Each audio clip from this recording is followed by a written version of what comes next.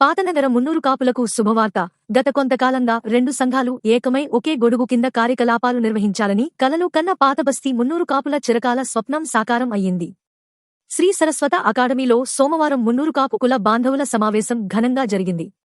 సుంకరి నరహరిరావు ఆధ్వర్యంలో జరిగిన ఈ సమావేశంలో ప్రస్తుత ఇద్దరు అధ్యక్షులు తిరుపతి శివకుమార్, ఆకుల శ్రీరాములు మాట్లాడుతూ రెండు సంఘాలు ఒకటైనాయని సభికుల హర్షధ్వానాల మధ్య ప్రకటించారు.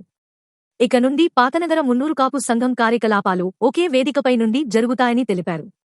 సీనియర్ న్యాయవాది కమటం రమేష్, ఉస్మానియా యూనివర్సిటీ కార్మిక నాయకులు పల్లె శ్రవణ్ కుమార్ మాట్లాడుతూ మున్నూరు కాపుల అభివృద్ధి కోసం కృషి చేస్తామన్నారు.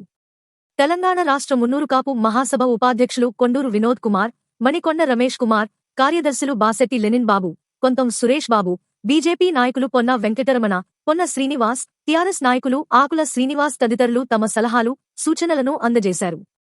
ఈ సమావేశంలో అత్యధిక సంఖ్యలో పాల్గొన్న పాతనగరములోని వివిధ ప్రాంతాలకు చెందిన కుల బాంధవులు కూడా రెండు సంఘాలు ఒకటి కావాలని ముక్తకంఠంతో తమ అభిప్రాయాన్ని వ్యక్తపరిచారు.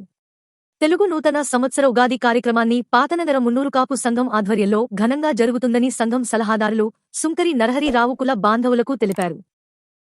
తాజా సమాచారం కోసం ఒక లైక్ చేయండి, సబ్స్క్రైబ్ చేయండి, నోటిఫికేషన్ల కోసం గంట సింబల్ ఆన్ చేసి పెట్టండి.